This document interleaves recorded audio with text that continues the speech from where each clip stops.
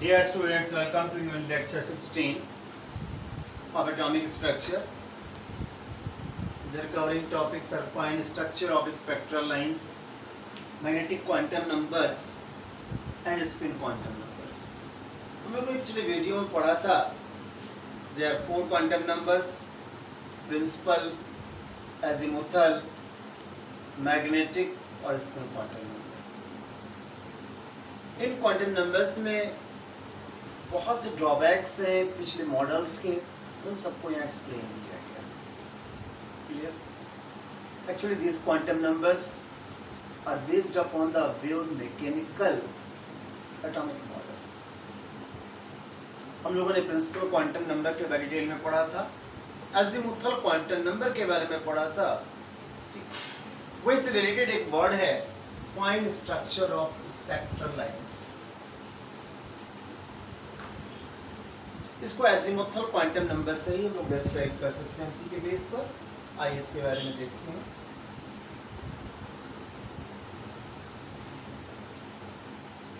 हम लोगों ने पढ़ा था जैसे ये जब इस पर हम लोग कोई भी लाइट गिराते हैं, यहाँ पे इस प्रकार से जो है ये आपका विद्युत स्पेक्ट्रम मिलता है, कॉन्टिन्यूअस स्पेक्ट्रम. जिस लाइट पाथ में हम लोग जो है किसी गैस की वेपर्स भर देते हैं, सोडियम वेपर्स, मरकरी वेपर्स और हाइड्रोजन गैसेस फील्ड. तो मैंने बताया था some lines are seen in continuous spectrum. These lines are called spectral lines. और फिर बताया था कि जब हाई रिजॉल्विंग स्पेक्ट्रोस्कोप से स्टडी की गई तो स्पेक्ट्रल लाइंस से उनके भीतर भी बहुत महीन लाइंस थी. तो ये फाइन स्ट्रक्चर कैसे मिला स्पेक्ट्रल लाइंस का, कहां से आया, उसके बारे में कोई एक्सप्लेनेशन नहीं हो पाया था हमारे पास. यानी जैसे ये स्पेक्ट्रम है, यहाँ पे हमारे पास लाइंस मिल रही हैं, इन लाइंस के अंदर भी देखा गया बहुत महीन लाइंस थी ऐसे फाइन स्ट्रक्चर. ये कहां से लाइंस आई, इनके बारे में डिस्क्राइब नहीं किया.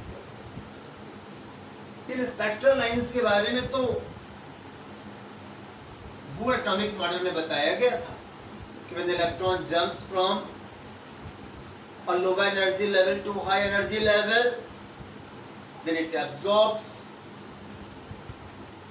photons of definite energy, which is equal to the energy of both energy levels. Clear? और जो ये एब्जॉर्प्शन हो गया लाइट का हमारे पास में स्पेशल फोटॉन्स का, उन फोटॉन्स के कॉरेस्पॉन्डिंग जो वेवलेंथ है, बात समझ में आया? क्योंकि हम लोगों ने पढ़ा था delta A is equal to h nu is equal to hc upon lambda.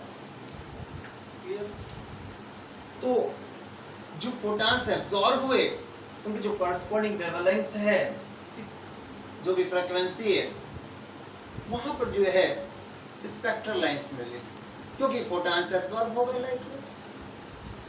ठीक, तो उस एनर्जी के भाग में अब उसके भीतर भी लाइंस कैसे मिली, आइए देखते हैं.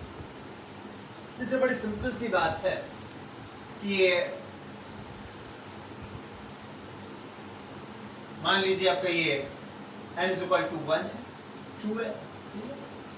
सिंपली हम लोगों ने माना था कि सेकेंड एनर्जी लेवल से थर्ड एनर्जी लेवल में मान लीजिए इलेक्ट्रॉन गया.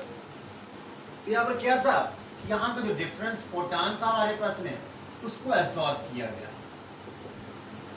h में, और इलेक्ट्रॉन सेकेंड एनर्जी लेवल से थर्ड में आ गया. स्पेक्ट्रल लाइंस मिली, मगर उसके भीतर भी लाइंस कैसे मिली, उसके बारे में देखिए. हम लोगों ने यहाँ पर क्या पढ़ा है, according to azimuthal quantum numbers, their subshells are present inside the shell. Their second cell contains 2 subshells, 2s and 2p, and third cell contains 3s, 3p, 3d subshells. मैं बताता चलूँ आपको कि सेकेंड शेल के भीतर जो ये सबशेल्स होते हैं, इनके एनर्जीज में भी क्वाइट डिफरेंस होता है. बहुत स्लाइट डिफरेंस होता है, बहुत कम बट डिफरेंस होता है. Energy of 2s and 2p is not similar, approximate दूसरे के करीब होते हैं. Energies of 3s 3p 3d are also quite difference. तो अब जब यहां से सेकंड एनर्जी लेवल से थर्ड में गया इलेक्ट्रॉन, तो अब क्वेश्चन ये उठता है कि ये 2s से गया कि 2p से गया. मे बी पॉसिबल 2s से 3s में गया हो, ये 2s से 3p में गया हो, ये 2s से 3d में गया हो. ठीक, तो आप देख रहे हैं जब सेकंड एनर्जी लेवल से यहां गया, ठीक, तो वहां पर स्पेक्ट्रल लाइंस के भीतर भी ये तीन लाइंस मिल सकती हैं.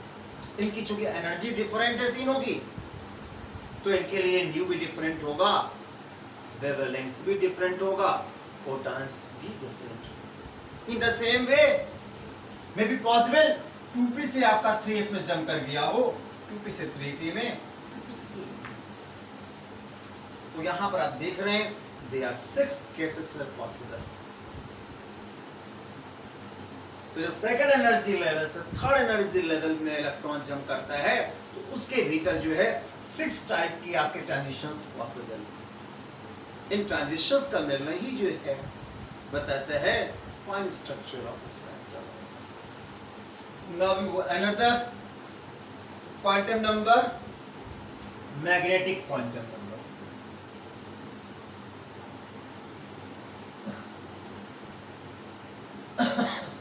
Clear? First thing, it is denoted by M or ML. Clear? It represents an orbital of electron. Electron का शेल कौन सा, सब शेल, फिर ऑर्बिटल कौन सा है, उसको ये शो करता है. Clear? Values of small m और ml depends on value of small m. Small l से डिसाइड होते हैं हमारे पास. There are possible values of small m are minus L2 plus L. हालांकि इसको प्लस L से माइनस L तक भी कंसीडर किया जाता है. यहां बीच में जीरो आएगा, उसको भी इंक्लूड किया जाता है विद जीरो. ऐसा नहीं कि केवल नॉन जीरो वैल्यू होगी, may be also with zero. ये possible values.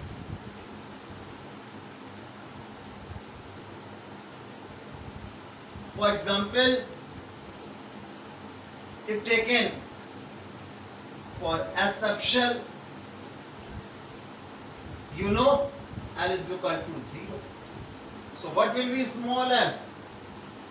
Also will be 0. Because minus up to plus up. और P subshell L is equal to 1 होता है. There M may be minus 1, 0, plus 1. Or we can also write plus 1, 0 or minus 1. Clear? In the same way for D subshell, L is equal to 2. So possible values M will be minus 2, minus 1, 0, plus 1, plus 2. Or opposite to it, plus 2, plus 1, 0, minus 1, minus 1. According to this rule, जैसे आगे 2 की value है तो minus 2 से plus 2 तक हमेशा values consider with 0. 0 is also taken.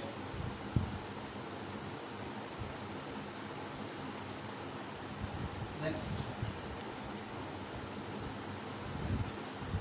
total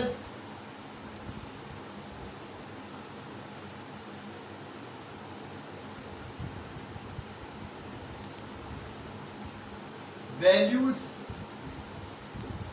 of small m in a subshell. Subshell means small m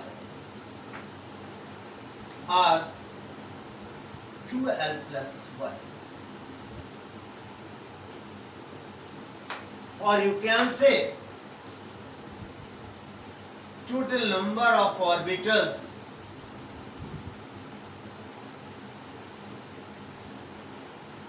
is 2l plus 1 in a subshell. For example, हम D subshell की बात कर ले, ठीक है ना? डी सबशेल में for d subshell, what is the value of small m? 2. So possible values of small m or total number of orbitals or total values of small m will be 2l plus 1. That is 2 into 2 plus 1. That is 5. यानी यहाँ केवल 5 value possible है. आप देख रहे हैं 1, 2, 3, 4, 5. There are 5 values आती है. क्लियर? मोस्टली हम लोग माइनस से प्लस की ओर लेकर के चलते हैं. Clear? So we can say in a d subshell 5 d orbitals are present. In the same way in s subshell 1, p में 3 होंगे, d में आपने देखे 5 हैं और f में 7 ऑर्बिटल्स हैं. इनको हम ऐसे शो करते हैं. d subshell has 5 d orbitals. 1, 2, 3, 4, 5. ये d subshell हो गई. Clear? It is a complete d subshell which contains 5 d orbitals. 5 for which what will be values of small m? भाई सबके लिए चूंकि d सबशेल है, सबके लिए l की वैल्यू कितनी हुई 2, बट m की वैल्यू कहां से स्टार्ट होगी? -2, -1, 0, +1. That means if electron present in this orbital, then m will be -1. If electron is in this orbit, in orbital, then 0, and so on. Clear? Now,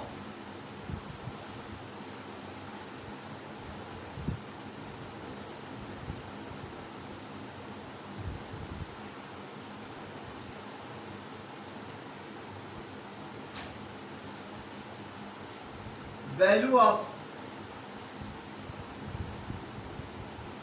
small m decides orientation of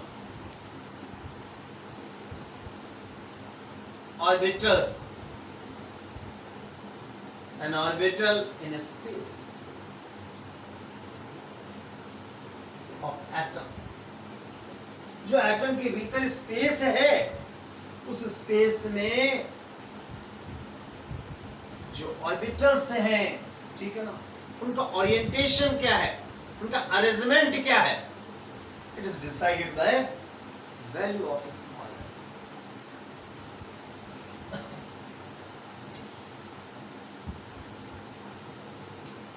अब देखिए यहां से magnetic quantum numbers को क्यों कहा गया है. हम लोगों ने कहीं पढ़ा है बोर एटॉमिक मॉडल, वहां लोगों ने पढ़ा था Zeeman effect, Stark effect. Zeeman effect में क्या बताया था मैंने? When a spectral line passed from a magnetic field, then it is splitted into small lines. जब कभी मैं किसी भी स्पेक्ट्रल लाइन को मैग्नेटिक फील्ड से पास करते हैं तो ये बहुत सी महीन रेखाओं में, महीन लाइंस में स्प्लिट हो जाती है, विभाजित हो जाती है, डिवाइड हो जाती है. It is called Zeeman effect. Clear? Same condition occurs in electric field, that is called Stark effect. इन दोनों को यहाँ पर एक्सप्लेन किया गया मैग्नेटिक नेचर को, इसलिए इसको मैग्नेटिक क्वांटम नंबर कहते हैं. उसको जानने से पहले हम लोग एक और चीज जान लें, डीजेनरेट ऑर्बिटल्स क्या होते हैं। डीजेनरेट ऑर्बिटल्स एक्चुअली में किसी भी सबशेल के भीतर जो ऑर्बिटल्स होते हैं, अभी आपने देखा था D subshell contains 5d orbitals. इन ऑर्बिटल्स की नॉर्मल वे में सभी की एनर्जी सिमिलर होती है, इन आइसोलेटेड कंडीशन सिमिलर होती है, and these orbitals in a subshell of same energy are called degenerate orbitals। जैसे p सबशेल में 3 ऑर्बिटल होते हैं, अभी आगे आपको बताएंगे नेक्स्ट एपिसोड में, नेक्स्ट लेक्चर में, कि वो px py pz कहलाते हैं। In the same way D subshell में जो 5d ऑर्बिटल्स थे उनकी भी नेमिंग है, dxy dy z dzx and so on. वो नाम किस आधार पे दिए गए हैं वो हम वहाँ डिस्कस करेंगे। तो ये जो हमने डी सबशेल में 5d ऑर्बिटल्स हैं, they have same energy, and these orbitals of same energy are called degenerate orbitals। Normally orbitals of a subshell have same energy,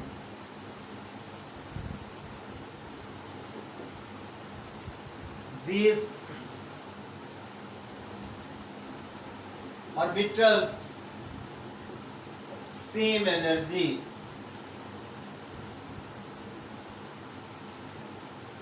are called degenerate orbitals। Clear?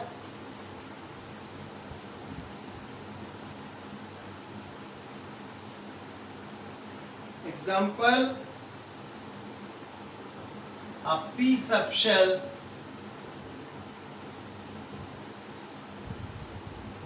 contain 3 degenerate orbitals and a d subshell contains 5 degenerate orbitals।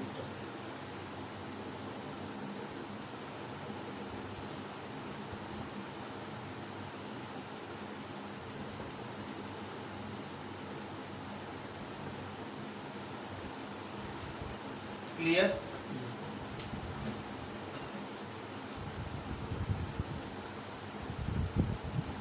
अब यहां क्या होता है ध्यान दीजिएगा,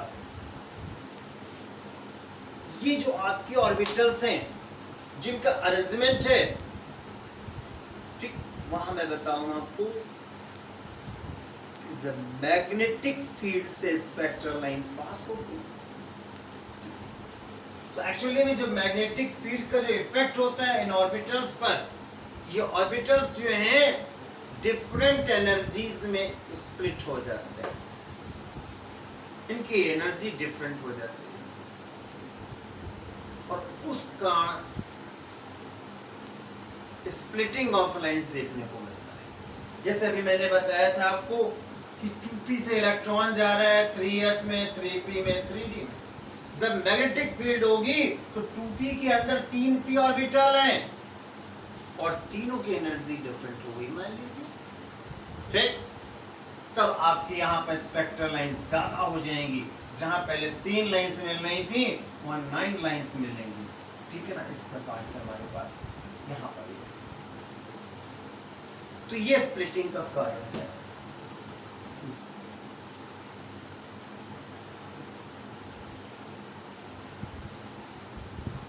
In presence of magnetic field, degenerate orbitals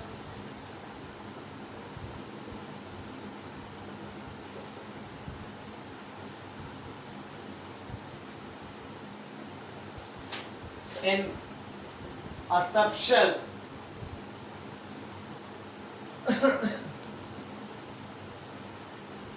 may split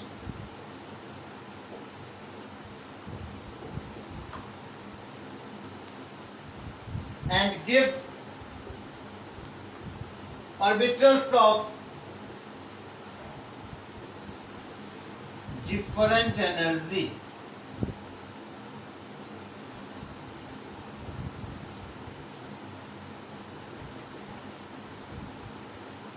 Clear? This causes the splitting of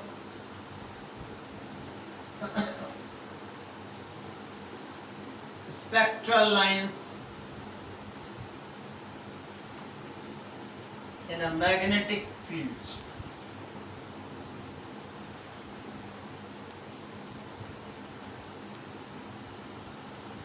It is called Zeeman effect. Same case occur in the presence of electric field called Stark effect. Now we go another quantum number, spin quantum number.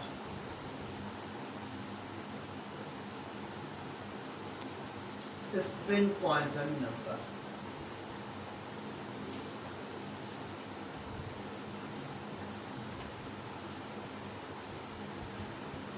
Actually में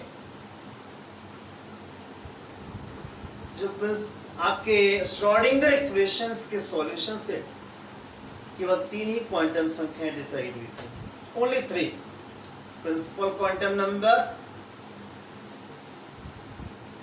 azimuthal quantum number and magnetic quantum number.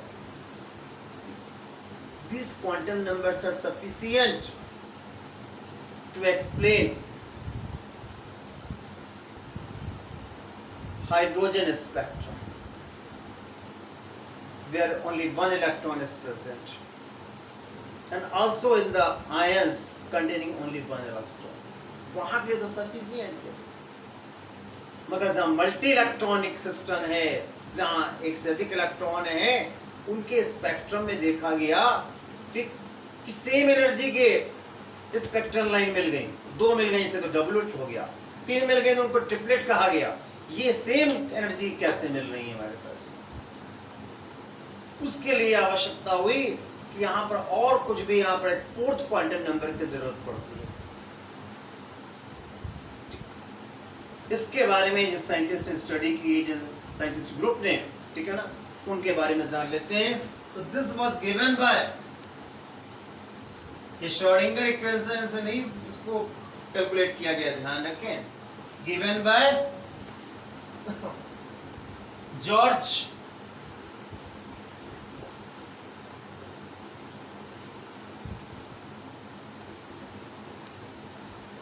ओलेनबेक,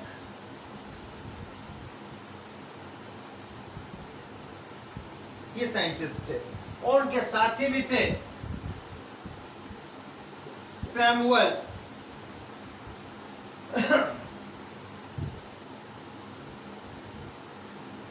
गॉडस्मिथ.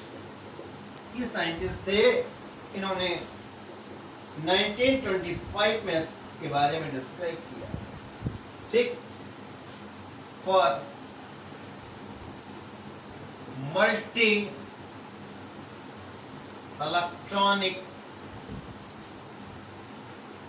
atoms, ठीक, for explanation of spectral lines. इनके कुछ important points जान लेते हैं हम लोग.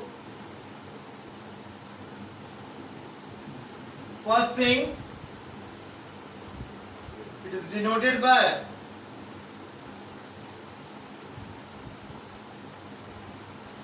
S, small s, और कहीं कहीं ms से भी इसको लिखा जाता है. It represents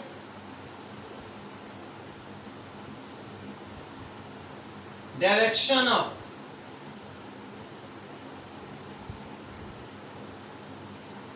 spin moment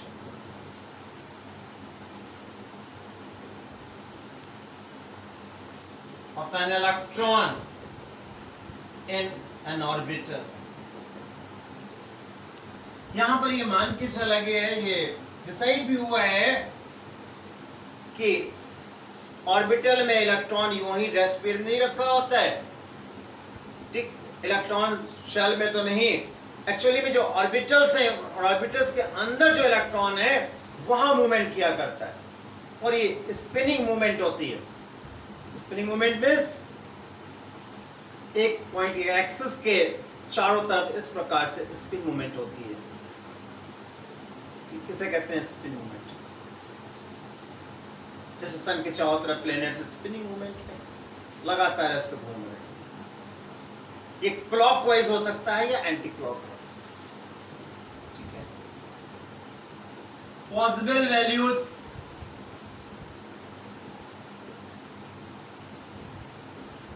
of small s are plus half. बस दो ही वैल्यू होती है. Remember to it, for clockwise यानी घड़ी के सुई की दिशा में clockwise movement या clockwise spin, small s is equal to plus half. And for anti-clockwise spin, small s is equal to minus half.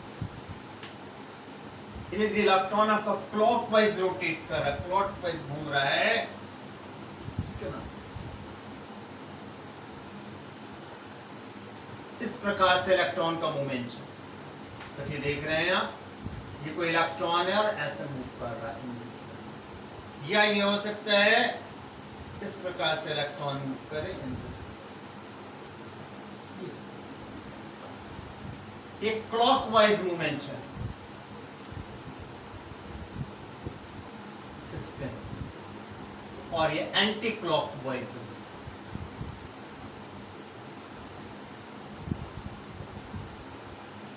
Clear?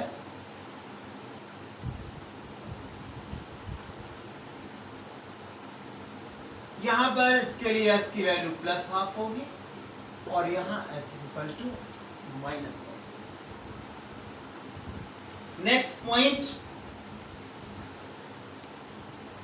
Can exist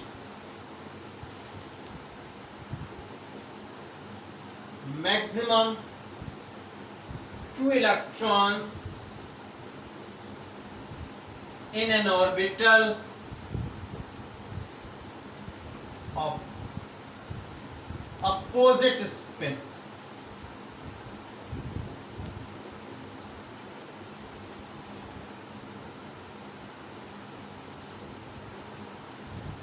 Represented by upward arrow and downward arrow.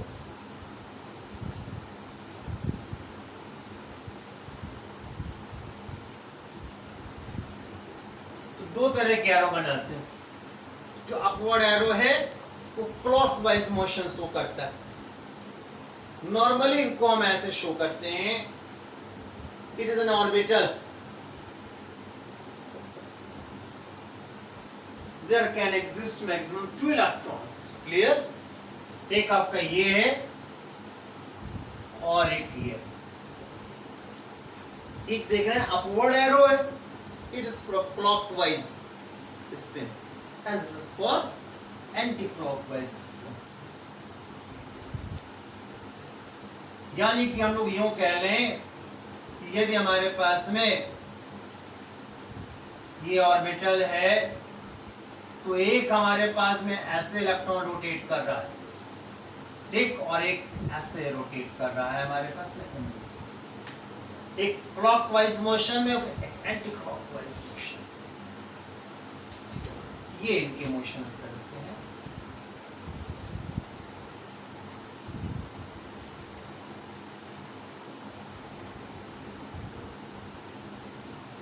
ये ध्यान रखेंगे,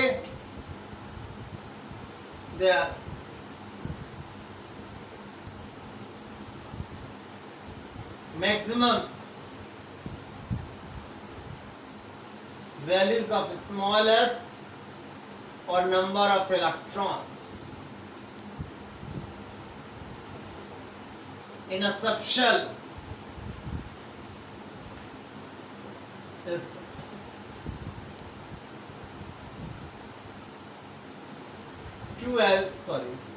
4L plus 2. For example, in P subshell देखें हम लोग, यहाँ पर maximum electron कितने हो जाएंगे? 4 into 1 plus 2, that is 6 electron रह सकते हैं. In the same way, maximum orbitals, that is small m, are n square, and maximum electrons, the small s, are 2n square in a principal cell. Clear?